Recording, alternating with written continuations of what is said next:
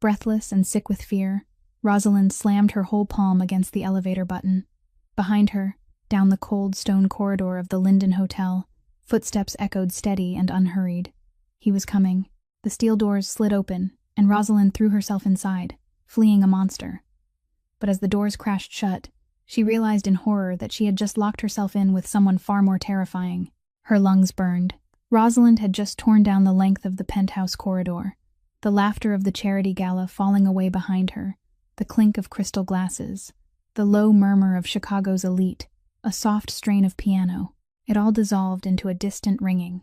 The only things she could still hear were the frantic pounding of her own heart and the heavy footsteps of the man hunting her. Preston Vance did not need to run. He had never needed to run. Minutes earlier, he had seized her wrist in the middle of the ballroom, his fingers clamping down hard enough that she knew by morning there would be a ring of bruises beneath the sleeve of her uniform. "Who do you think you are, spilling wine on me?" he hissed through his teeth, his breath reeking of hard liquor. She had done no such thing. The tray had only tipped when he yanked at her arm. But in rooms like these, the word of a man like him always carried further than the word of someone who served the drinks. She drove her heel down onto the top of his foot and ran. Rosalind risked a glance over her shoulder. The corridor was empty for a single heartbeat, but she knew he would cut through the cigar lounge to head her off. He was not chasing her. He was cornering her. At the far end of the hall, tucked into an alcove, few people noticed, stood a private elevator, its small brass plate reading only penthouse and parking garage. She did not care where it went, so long as it went down. She lunged for it, her trembling fingers crushing the call button. Come on," she whispered, her voice cracking. Some 30 meters away, Preston's broad silhouette appeared at the corner, his suit jacket open, his face flushed with a cold, frightening fury. His eyes locked onto hers, and a triumphant smile curled at the edge of his mouth. He quickened his stride. A chime. The steel doors slid open. Rosalind did not look back. She simply hurled herself into the wood-paneled car and jabbed at the button for the garage. "Carter!" Preston's voice rang off the stone walls. He surged forward, stretching his hand toward her. Rosalind pressed herself into the corner of the elevator, held her breath, and prayed to a higher power she had not spoken to in years. The doors closed with maddening slowness. Preston's fingertips had just grazed the edge of the frame when the heavy doors slammed together. Rosalind sank down, her back sliding along the wooden wall until she sat on the floor, hugging her knees to her chest, burying her face in her hands. Safe, at least for the next 60 seconds. "You're scuffing the leather of my shoes." The voice was low, resonant, and utterly without panic. It did not belong to Preston, nor did it sound like any waiter she had ever heard. Rosalind's head snapped up. She edged backward until her spine met the opposite wall, her wide eyes adjusting to the dim amber light of the car. She was not alone. Leaning into the corner with insolent calm stood a tall man. His dark tailored suit fitted close to broad shoulders, but it was his eyes that froze the blood in her veins, a cold, piercing gray, regarding her from above with the indifference of someone long accustomed to watching prey struggle. And in that moment, Rosalind understood, with an entirely new kind of fear, that she had escaped a bully only to fall straight into the den of a real wolf. And don't forget to subscribe to our channel to follow Rosalind's journey all the way through. The man didn't move. He didn't reach out to help her up, didn't step toward her, only stood there watching her the way someone might watch a fledgling fallen from its nest, with curiosity and indifference tangled together. The yellow light inside the elevator car cast hard lines across his face, a sharp jaw, a straight nose, features cut with a severity that made him seem carved rather than born. Rosalind swallowed dryly, forcing her voice not to tremble. She stammered an apology, saying she hadn't known anyone was in here, that it was an emergency. He tilted his head slightly, and answered in an even voice that he could see that much for himself. His gaze drifted down to her bare feet, to the shoes she had abandoned somewhere in the hallway, then stopped at her wrist, where Preston's fingers had left a faint purple ring. He said that usually, when a woman rushed into his private elevator, she ought to have the courtesy to introduce herself. His private elevator. Those 4 words made Rosalind's mind spin. She glanced at the control panel. There were no buttons for the main lobby or the ballroom floors, only the penthouse, the ground floor, and several basement levels. Without meaning to, she had charged straight into the private space of one of the hotel's most important guests. She answered, her voice still unsteady. that her name was Rosalind Carter, and asked him to let her out at the basement level. She wouldn't bother him for even one more second. The man lifted one eyebrow slightly. He repeated her last name in his mouth as though tasting some unfamiliar wine, then said Carter was a common name, but the man who had just chased her halfway across the penthouse wasn't common at all. That was Preston Vance. Rosalind's breath caught. She asked how he knew that. He replied with a calmness so cold it chilled her, saying that knowing who moved in and out of his buildings was his job. A shiver ran down her spine. His buildings, the Linden Hotel, belonged to a discreet corporation that everyone in Chicago's upper circles quietly understood was a front for powers no one dared to name, and the man standing less than an arm's length from her was the shadow behind that front. The newspapers called him an investor. The police called him by another name, one spoken with far more caution: Sloane Ashford. She had heard that name whispered in restaurant kitchens, in stories people swallowed in a hurry whenever they saw her pass by.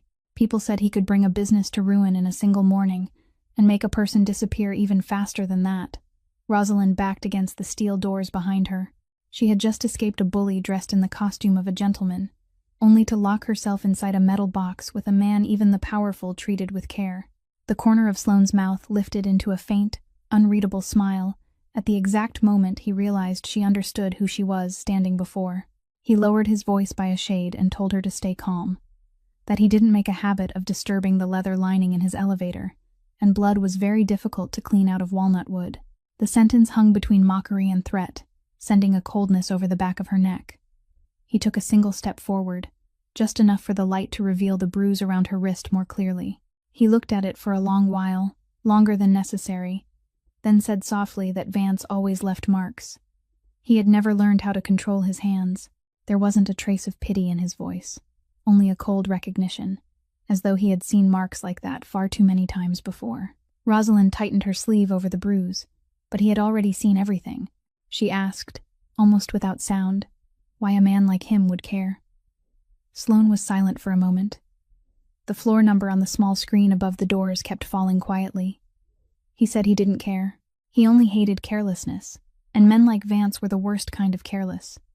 They believed money could buy them the right to trample other people without paying a price.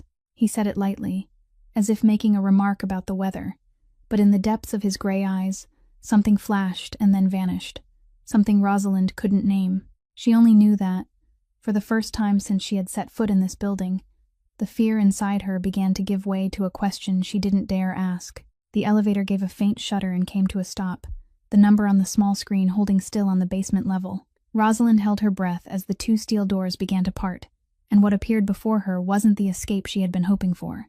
Beneath the cold white lights of the underground parking garage, three broad, powerfully built men stood in a curved line, blocking the way out, dressed in black suits, shoulders wide, their sharp, icy eyes locked straight onto her.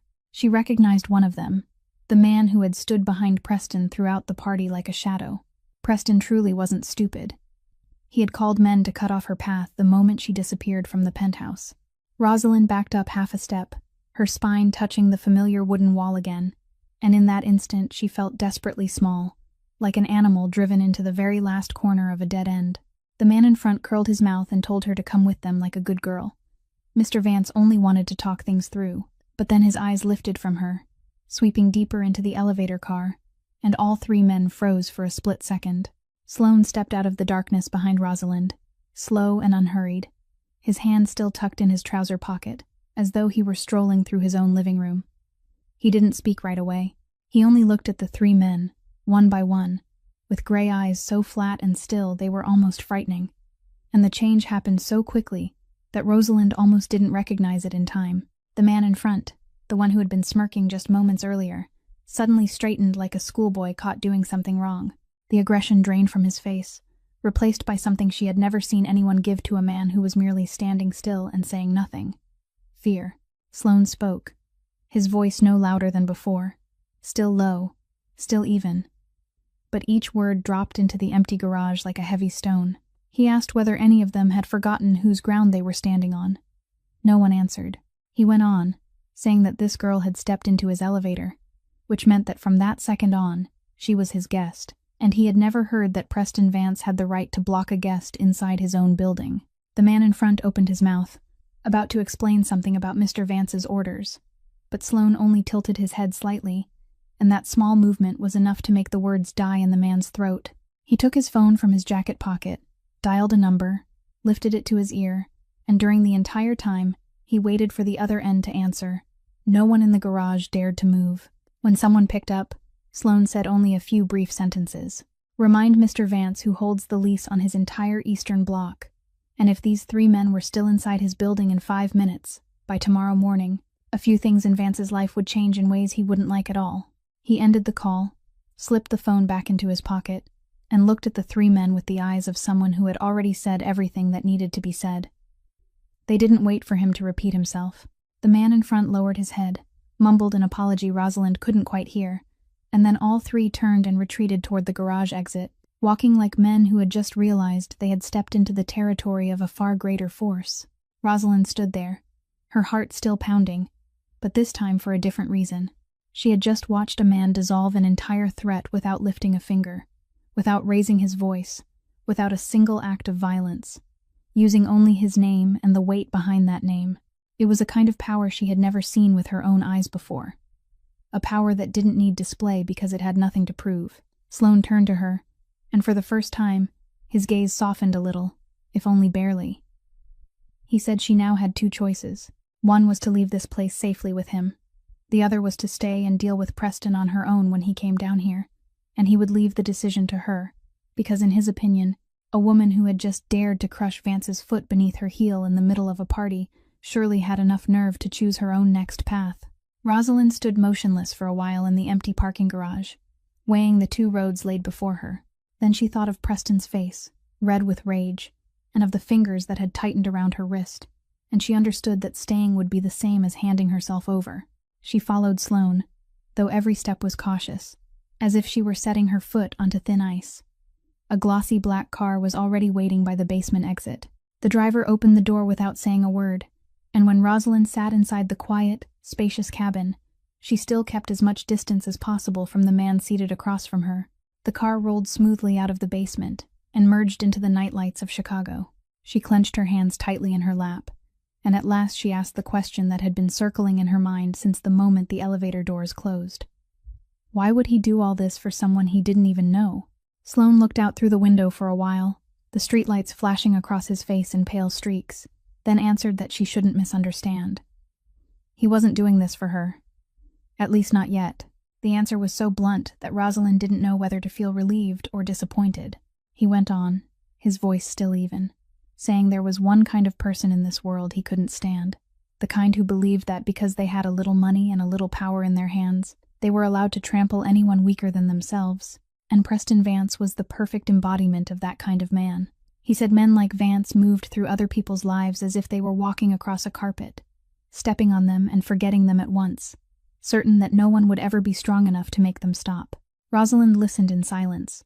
She realized that in that cold voice there was none of ordinary kindness, none of the pity people often offered the unfortunate, only a sharp, decisive contempt for the oppressor. She asked about the Linden Hotel, whether he truly owned it, and Sloane's mouth lifted faintly as he said the name on the paperwork belonged to a company no one bothered to investigate, but every brick in that building, every doorman, every server carrying trays of wine tonight, including her, was standing on his ground.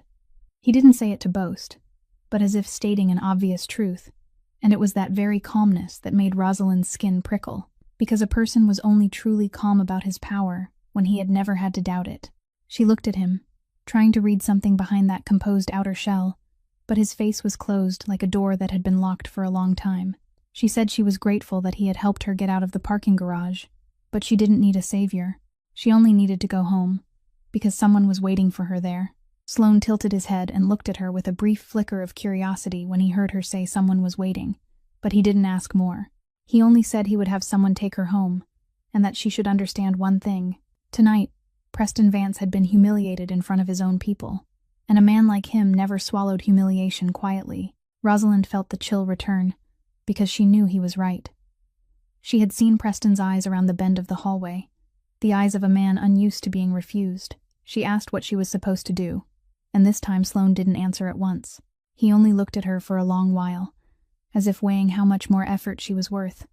then said she should go home and rest tonight. Everything else could be dealt with tomorrow, and she would be surprised to learn how many things one night could change. The car stopped at the end of the street where she lived. Rosalind stepped out, and when the car door closed behind her, she looked back at the black car as it silently blended into the darkness. Her heart tangled between relief that she was safe and the vague instinct that her life had just turned onto a bend she couldn't yet imagine. Rosalind climbed 4 flights of stairs because the elevator in the old apartment building had been broken since the previous winter, and no one had bothered to fix it. Her steps felt heavy after a long night that seemed to have stretched across an entire lifetime. But when she stood before the door of her small apartment and heard the soft murmur of the television slipping through the crack, something inside her eased.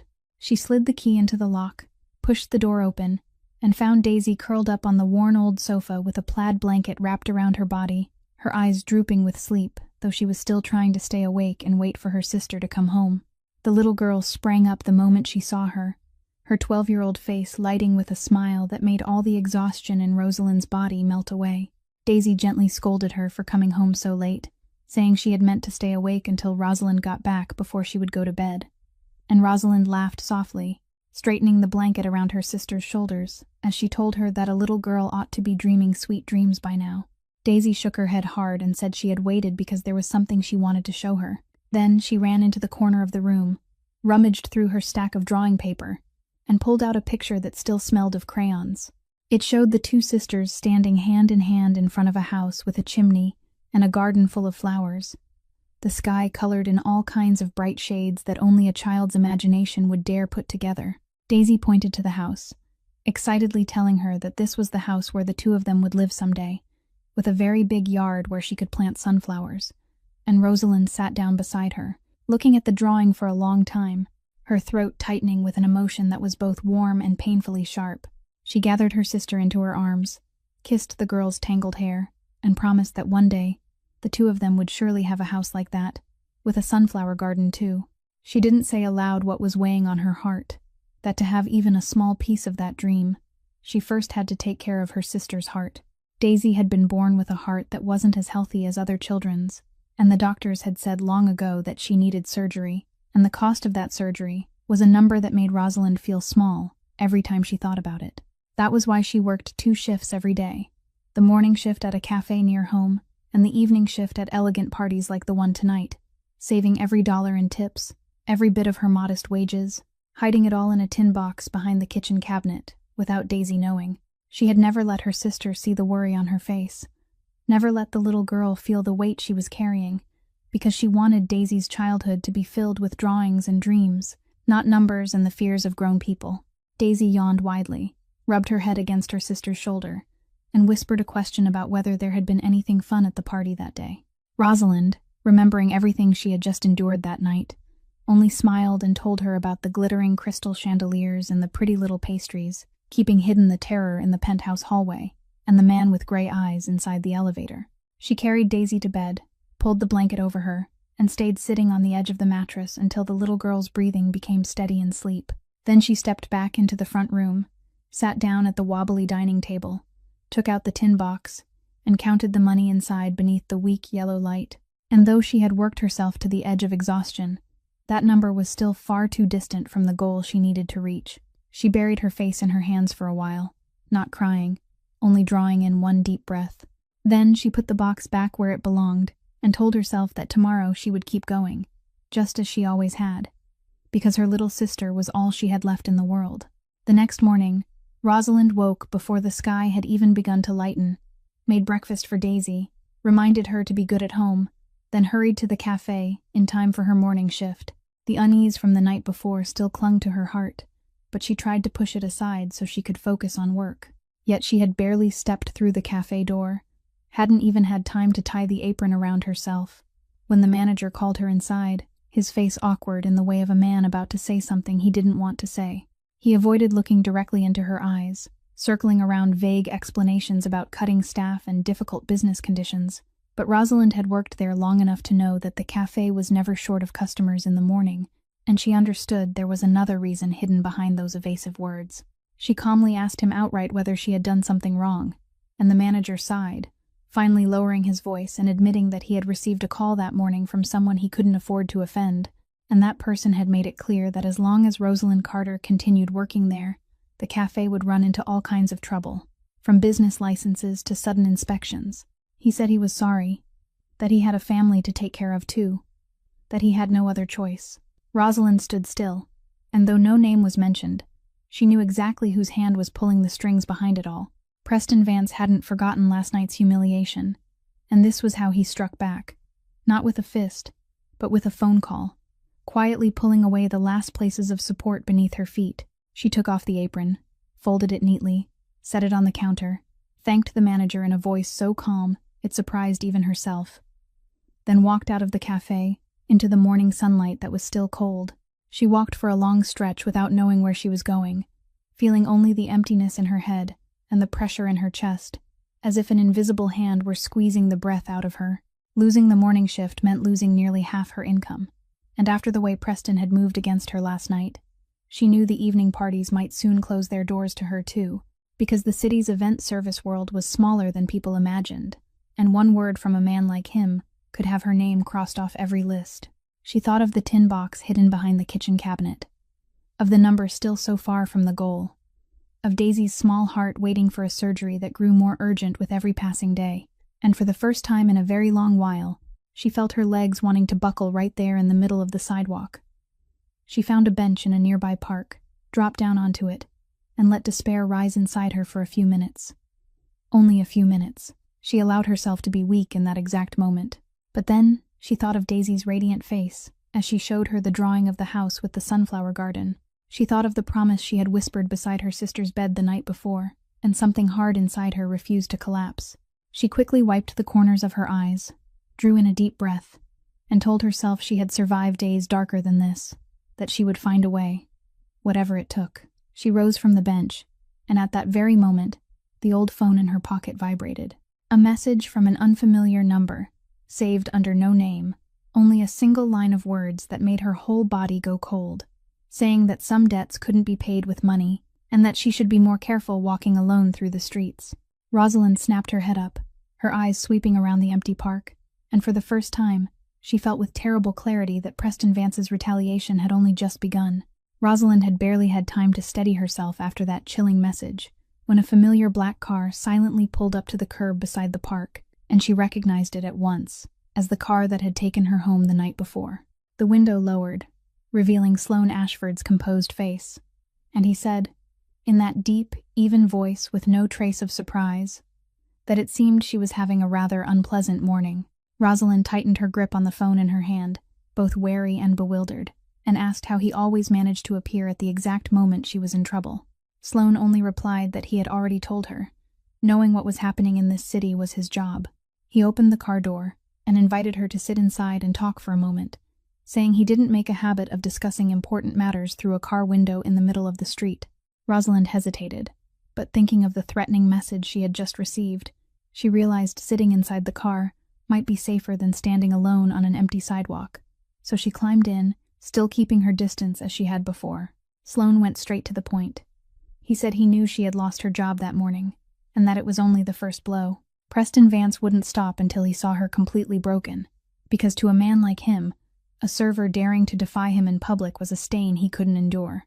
Then, he made his offer. He wanted her to work for him, in a position inside his office, with a salary many times higher than anything she had ever earned, and more importantly, under his protection, Preston wouldn't be able to touch her again. Rosalind shook her head almost at once, her pride flaring up inside her. She said she didn't need anyone's pity, that she had been used to managing on her own for years and would keep doing so, that she didn't want to owe a debt to a man whose true nature she didn't even understand. She said she wasn't the kind of person who clung to the shelter of the powerful in exchange for peace, and she placed her hand on the car door, about to step out. But Sloane only added one calm sentence, saying he thought Daisy deserved the healthy heart she was waiting for. Rosalind froze, her hand on the door suddenly going rigid. She turned sharply to look at him, the blood in her veins seeming to harden, and asked in a trembling voice filled with both fear and anger how he knew about her sister, and how he dared drag the child into this. Sloane didn't flinch. He said he wasn't dragging the child into anything. He had only looked into the person he intended to help.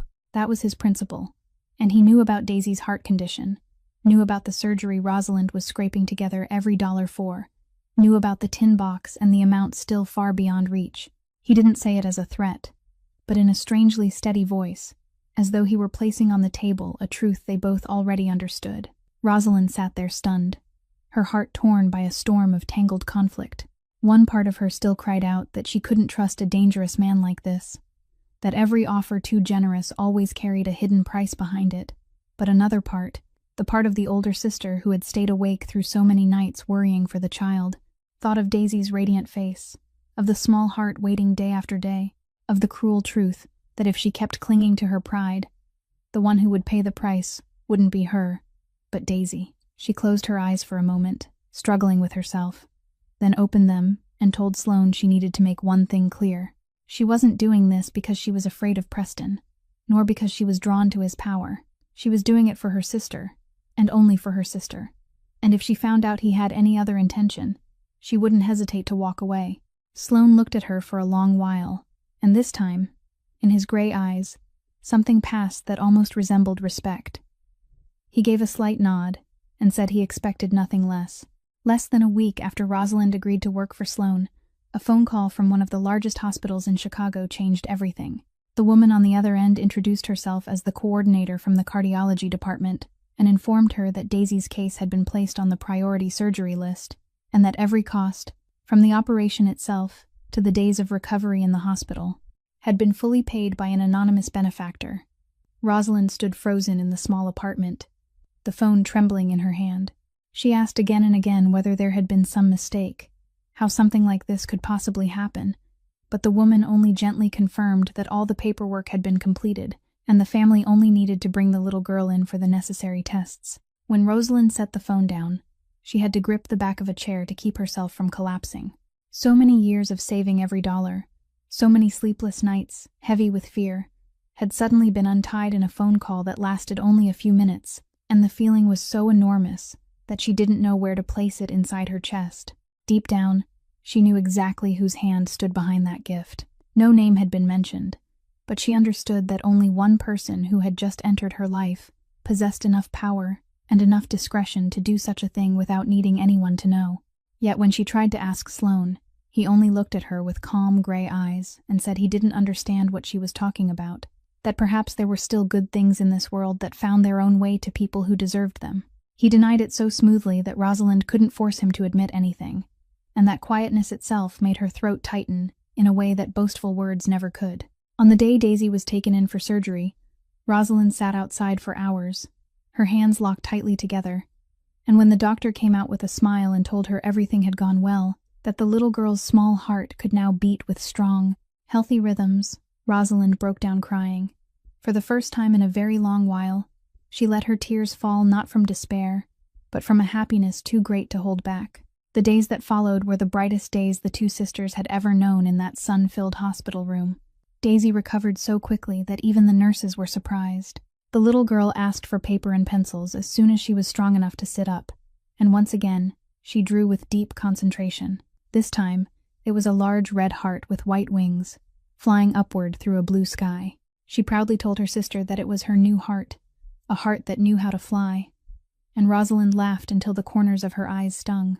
She held Daisy very gently in her arms, feeling the steady, healthy beat beneath that small rib cage, a rhythm she had spent so long fearing might one day grow weaker and fade.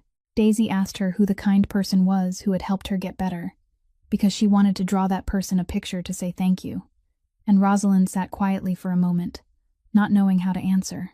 In the end, she only stroked Daisy's hair and said it was someone very special, someone who perhaps didn't like being thanked, but if Daisy drew a truly beautiful picture, then maybe one day that person would receive it.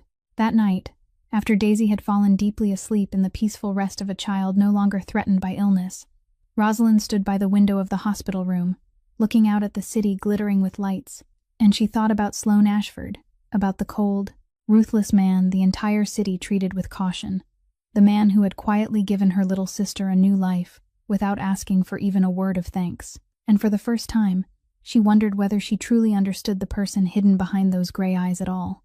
After Daisy was discharged from the hospital and returned home with a new life in her body, Rosalind began her days working in Sloane's office, and the more time she spent near him, the more he seemed like a riddle with no answer. A man who could make an entire corporation tremble with a single phone call, yet quietly pay the hospital bills of a child he didn't know, without needing anyone to find out. Late one evening, when the two of them were still in the office high above the city, looking down over Chicago, Rosalind gathered the courage to ask him why a man like him hated those who bullied the weak so deeply, hated them so much that it had become a rule he lived by. Sloane was silent for a very long time, so long that she thought he wouldn't answer.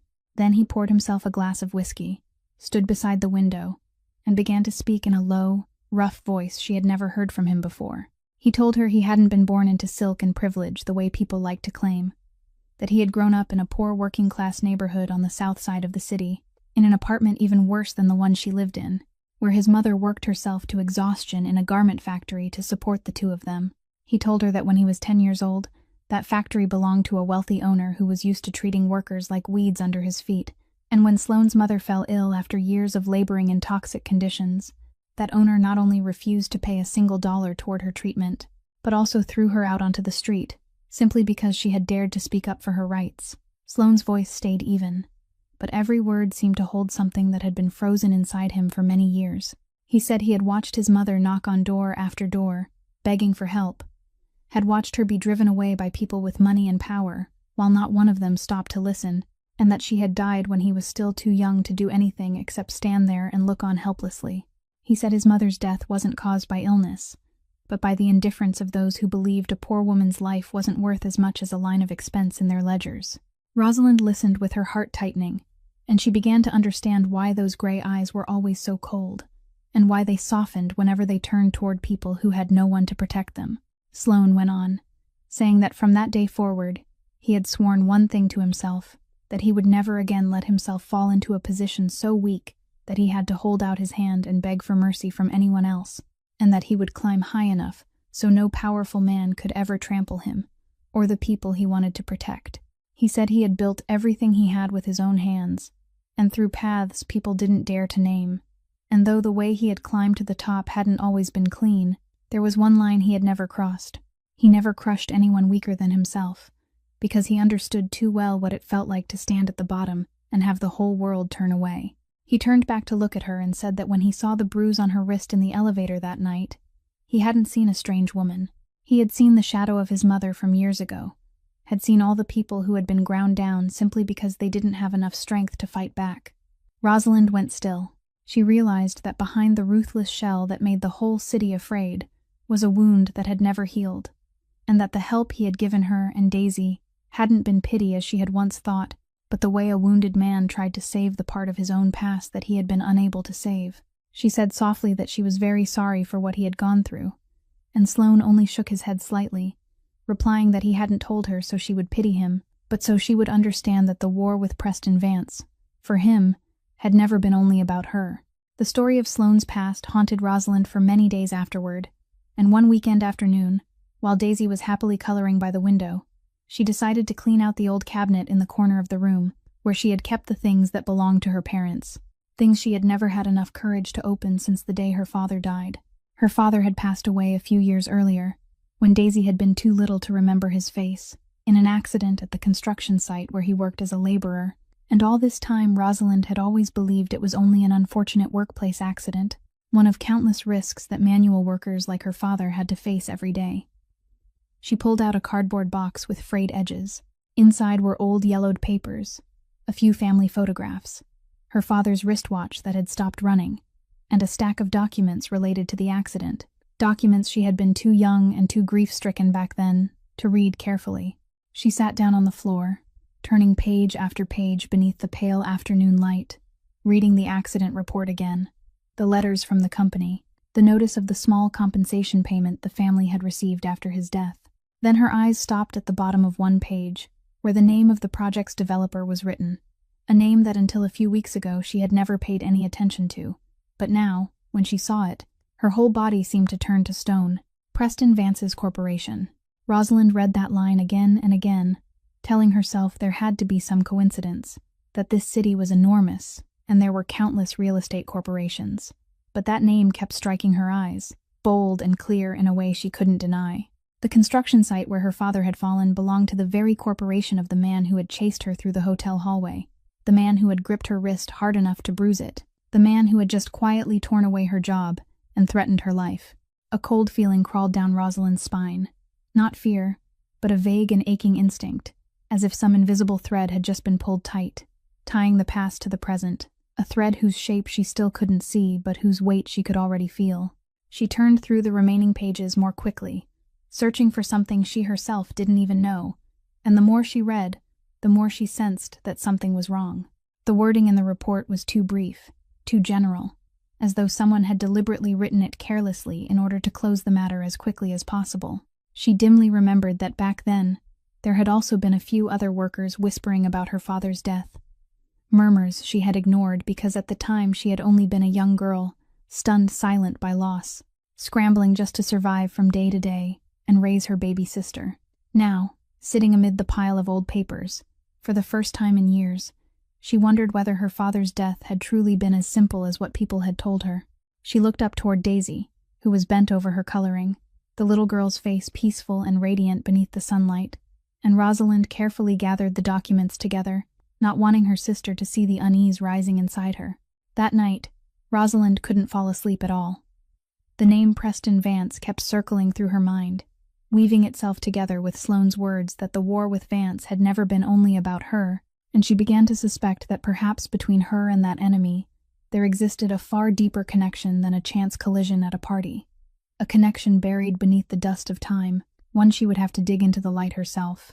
The next morning, Rosalind brought the stack of old documents to Sloane, placed them on his desk, and said she needed him to help her find the truth, because she couldn't keep living with an unanswered question buried in her heart about her father's death. Sloane turned through each page, his eyes stopping on the name Preston Vance, and she saw his jaw tighten, a shadow passing for an instant through his gray eyes.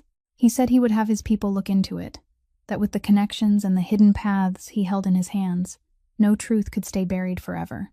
Within only a few days, Sloane's people uncovered the things that had been carefully hidden for years beneath careless paperwork and hush money. When Sloane called her into his office and placed the new file in front of her, his voice sank in a way that was unusually grave. He told her that what he was about to say wouldn't be easy to hear.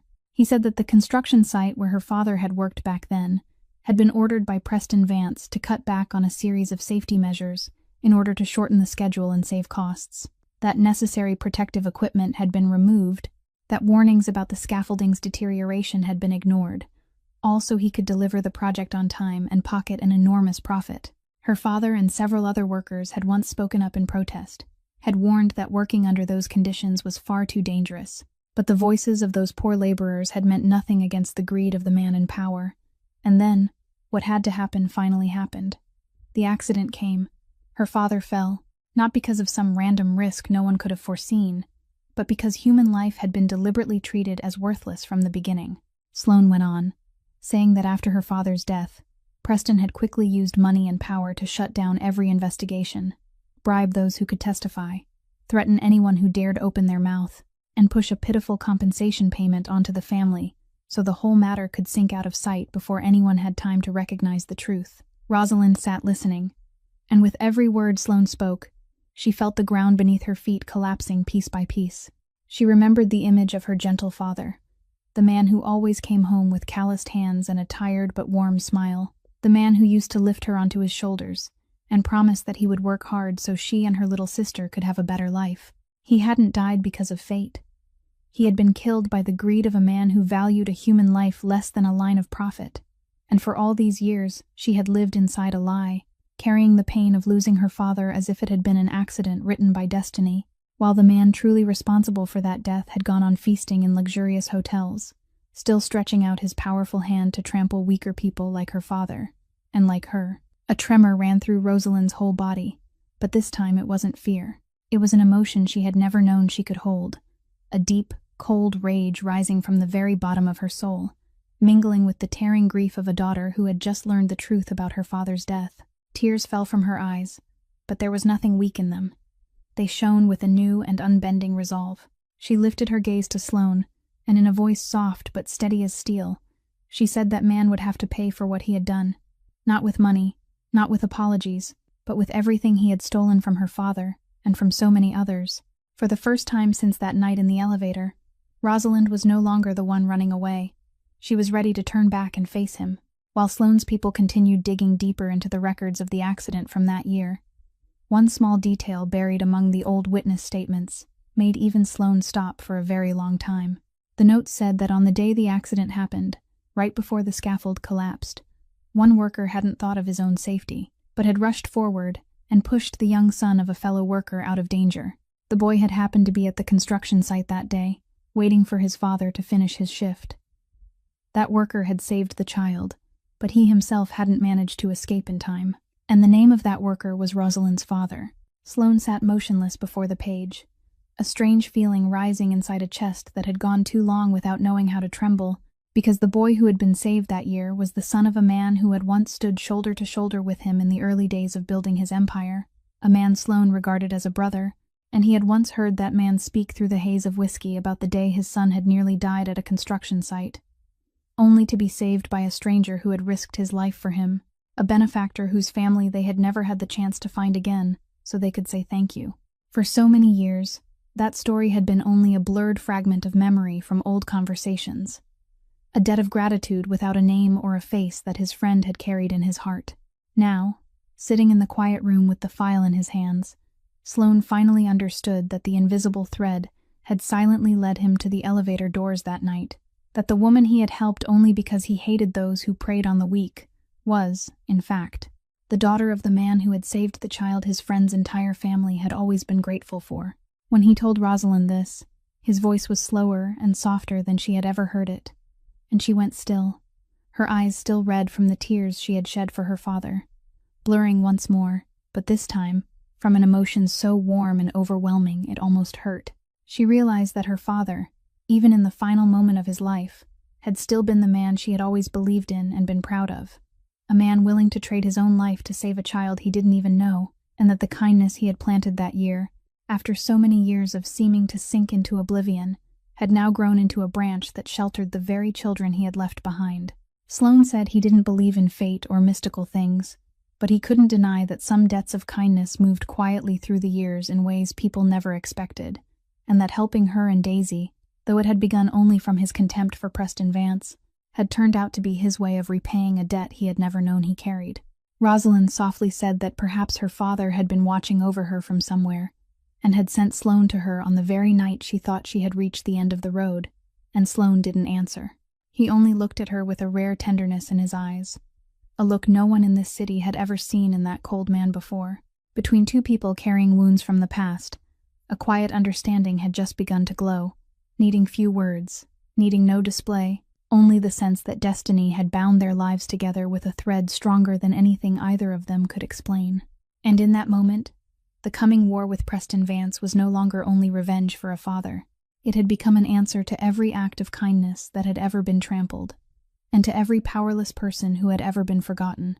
When the pain had settled into a sharp resolve, Rosalind told Sloane that she didn't want to simply stand aside and watch him act on her behalf, that this was her father's fight, her own fight, and she wanted to help bring Preston Vance into the light with her own hands.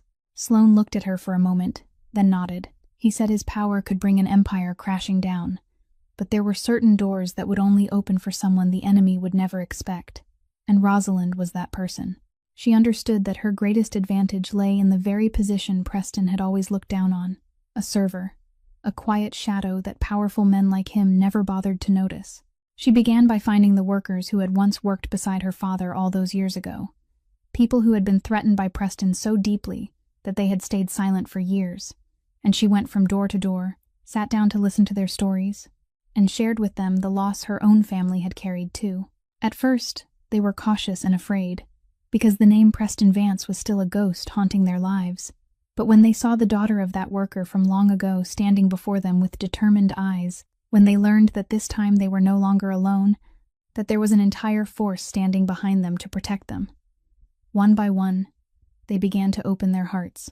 An old worker, his hands trembling, took from the bottom of a cabinet an old notebook in which he had secretly recorded every safety violation at the construction site back then, things he had kept for years but had never dared give to anyone because he feared bringing trouble upon his family. Another man still had pay stubs and documents proving that Preston had forced workers to labor in dangerous conditions in order to cut costs. Rosalind patiently gathered every fragment, every testimony, recording the witnesses' stories with their consent, arranging all of it into a complete picture of the crime that had been buried. Then she did something even bolder. She used her own experience in event service to get a job at a function Preston would attend, putting on the familiar uniform, carrying trays of wine through the upper-class crowd like an invisible shadow, with no one recognizing that she was the same woman he had once chased through the hotel hallway that night.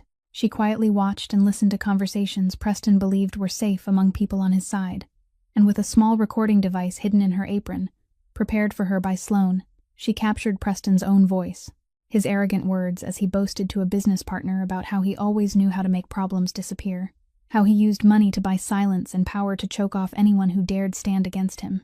Every sentence that slipped into the recording device was another brick pulled from the solid wall Preston had spent years building around himself.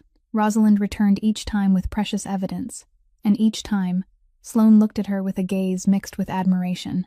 He said he had met many powerful people in his life, but rarely had he seen anyone as brave as her, a woman with nothing in her hands walking straight into the tiger's den, with only courage and a resolve that nothing could shake.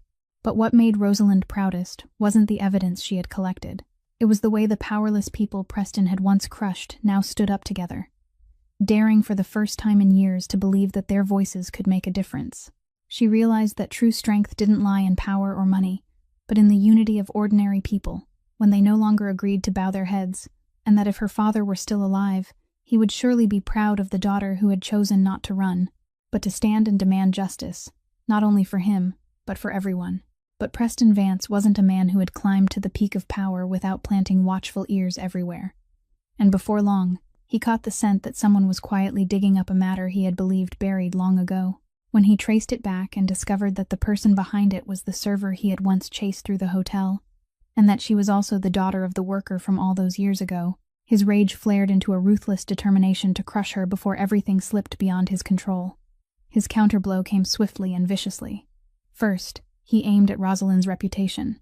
He used his connections in the media to spread filthy rumors about her, turning her from a daughter seeking justice for her father into an opportunist clinging to a powerful figure for personal gain and fabricating an old story in order to extort money.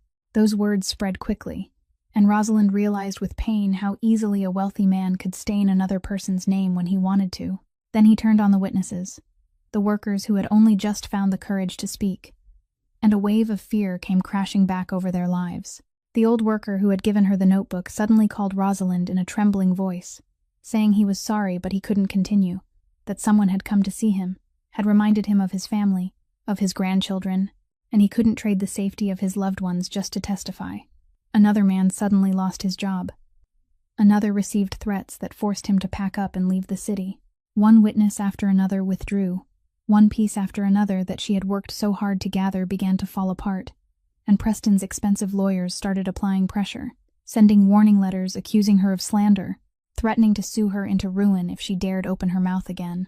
Rosalind felt the wall she had built with such care crumbling piece by piece before her eyes, and for the first time since deciding to stand up, she found herself surrounded by a heavy despair.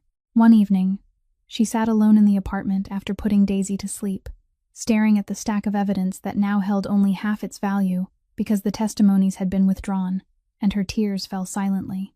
She wondered whether she had been too naive to believe that a poor server like her could defeat a man who held an entire empire of money and power in his hands, whether she was dragging innocent people into danger because of a fight that belonged to her alone.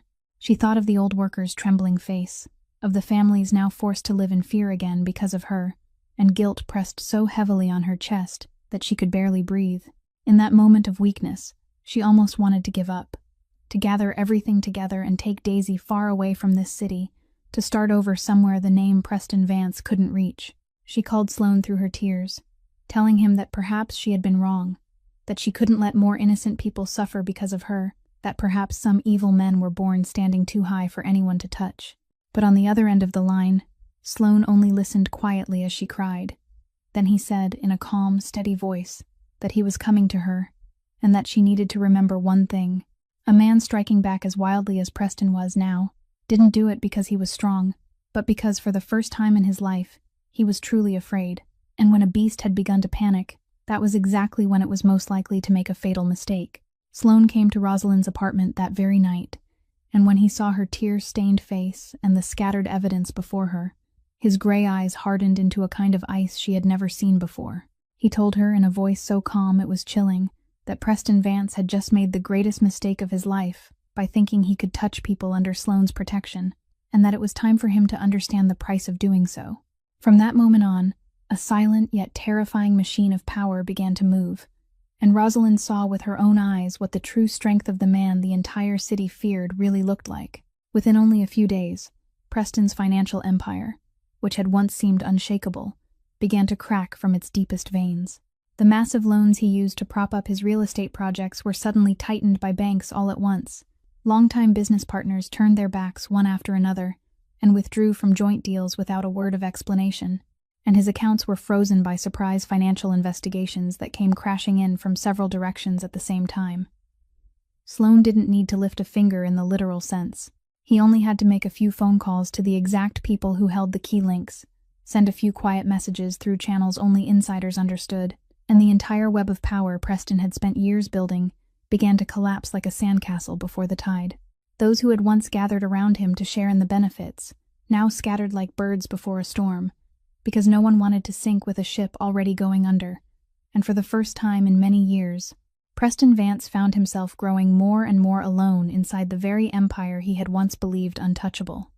At the same time, Sloane didn't overlook the men who had threatened Rosalind's witnesses. He sent people to find every one of the hired hands who had gone around sowing fear among the workers' families, and through the overwhelming presence of Sloane's own men, those threats were quickly broken.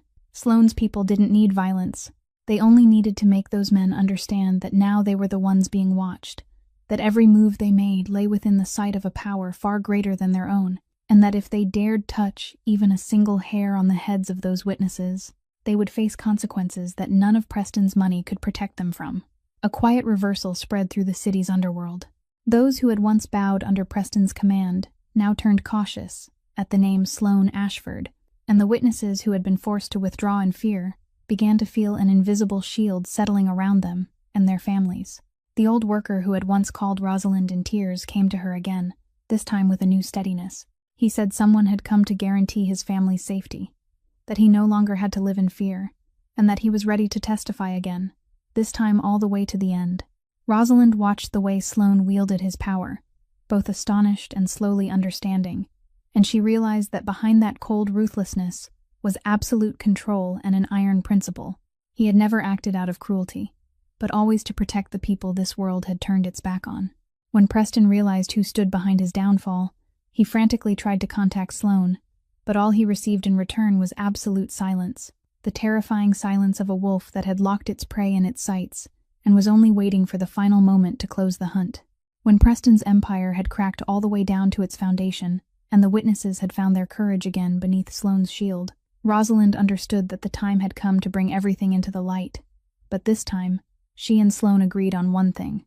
They wouldn't bring Preston down through hidden power or revenge in the shadows, but through the very scales of justice he had always believed his money could bend. Sloane used his connections not to bury Preston quietly, but to make sure the file of evidence reached the right people, people he couldn't buy, a federal investigative unit that handled financial crimes and serious workplace safety violations, people who stood beyond the reach of the local network Preston had spent so many years carefully cultivating. Rosalind personally gathered all the evidence together, the old worker's notebook, the pay stubs and documents proving the violations, the recordings of Preston's own arrogant admissions, along with the statements of the witnesses who were now ready to stand forward and face him to the end. She sat for hours in the federal investigator's office, calmly recounting the entire story, from her father's death many years earlier to everything she had uncovered, and this time, no power could silence her anymore. When the file was opened beneath the light of justice, every piece fit into place, forming an undeniable picture of a chain of crimes that had stretched across many years. And once the machinery of the law began to move, it was no longer something Preston's money could stop. At the same time, the truth was also brought before the public. The newspapers he had once used to smear Rosalind now turned their pens against him, exposing the true face of a man who had built his wealth on the lives and sweat of poor workers. The name Preston Vance, once spoken with respect in luxurious ballrooms, now became a symbol of greed and cruelty condemned by the entire city.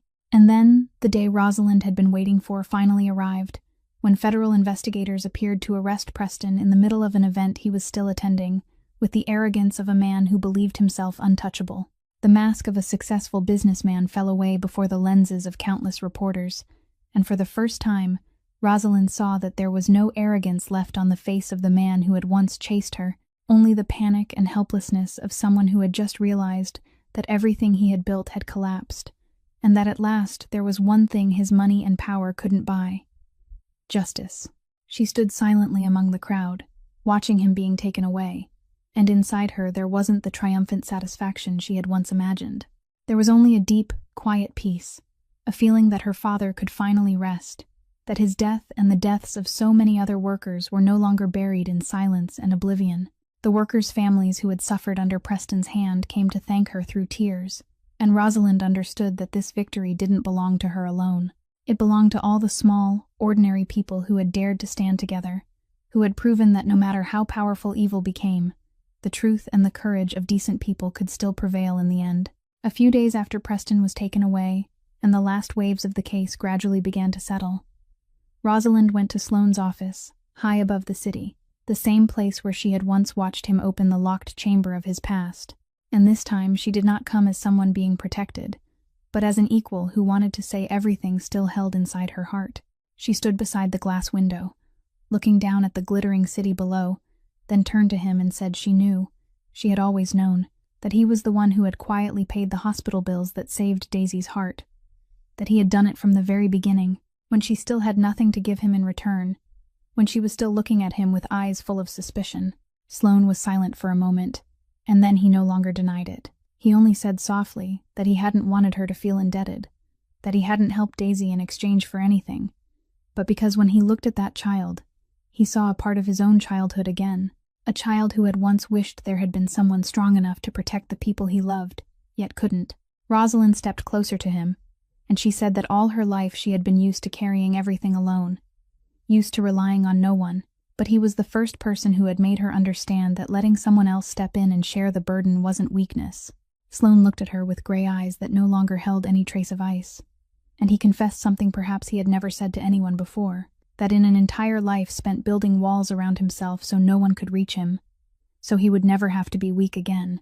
She was the only crack in those walls, the only soft place he couldn't control. He said that on that night in the elevator, when he saw her shrinking into the corner, yet still lifting her head with eyes that refused to surrender, he had known she was different from everyone he had ever met, and that the more he stayed beside her, the more he realized he was slowly finding a part of himself he had thought he had lost long ago. The part that knew how to care, how to tremble, how to fear losing someone. Rosalind felt her eyes sting, because she understood that behind the man the whole city feared was a lonely soul who had not allowed himself to be loved for far too long, and she realized that between two people carrying wounds from the past, they had quietly healed each other in a way no beautiful promise ever could. She placed her hand over his, a simple gesture yet filled with everything that was too difficult to put into words, and she said she wasn't afraid of his walls, nor of the dark world he lived in, because she had seen the real man hidden behind that shell, a man who had used his power not to trample, but to lift up those who were weak, a man who had repaid a debt of kindness he had never known he carried, who had given her sister a new life, and given her faith that justice still existed in this world. Sloane took her hand, and in that moment, no more words were needed. Two people who had once believed their hearts had hardened against life, had found in each other a place to return to, a peace they had both searched for across a long and weary stretch of years, and for the first time in many years, both Rosalind and Sloane felt that their hearts still held the full and unbroken ability to love. When all the storms had passed, Rosalind didn't choose to turn her back on the past and enjoy only her own new life. Instead, she decided to turn the pain she had once endured into something meaningful for other people. With Sloane's support, she founded a fund to help the families of workers who had been victims of those who treated human lives as worthless for the sake of profit. A fund named after her father, so that his name would no longer be tied to a forgotten death, but to hope and protection for the powerless. She went to each family, giving them not only material help, but also the belief that their voices deserved to be heard, that they weren't alone, and those who had once lived in fear and resignation now found in her both a support and an example of courage. Rosalind was no longer the quiet server carrying trays of wine through lavish rooms, but the greatest change in her wasn't her status or her circumstances. It was the way she stood with her back straight and her head held high, carrying within herself the dignity of someone who had walked through the deepest suffering without ever losing her kindness. Beside her was always Sloane, the man once known throughout the city for his cold ruthlessness, who had now found in her and Daisy a home he had never dared dream of. And in that small house filled with laughter, for the first time in years, he understood what it felt like to belong somewhere. On a sunny weekend afternoon, the three of them were together in the small garden behind the new house, and Daisy, now a healthy little girl full of life, ran joyfully among the rows of sunflowers she had once dreamed of, just like the picture she had drawn all those years ago. She laughed brightly as she showed her sister and Sloane her newest drawing, a picture of three people standing hand in hand before a house with a chimney and a garden full of flowers, and this time, the dream in that picture was no longer something far away, but a warm reality right before their eyes. Rosalind watched her sister laughing under the sunlight, looked at the man beside her as he smiled faintly, and silently thanked her father.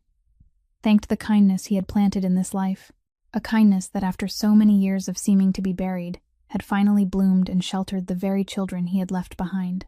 Rosalind's story reminds us that in this life, even when darkness sometimes seems to cover everything, a person's kindness and dignity are never meaningless, that every act of kindness we plant today may one day become a saving light for someone in the future, and that truth and courage, no matter how many hardships they must pass through, will always have a day when they are repaid as they deserve. If this story has touched your heart, please subscribe to our channel, give us a like, and share it so that every day you can hear more meaningful and captivating stories. How do you feel about Rosalind and Sloane's journey? Please leave a comment sharing the feelings from deep within your heart, because we always hope to hear what you wish to send our way. May everyone listening to this story always have abundant health, a joyful life, peace, and serenity every day. Goodbye for now, and we'll see you again in the next videos.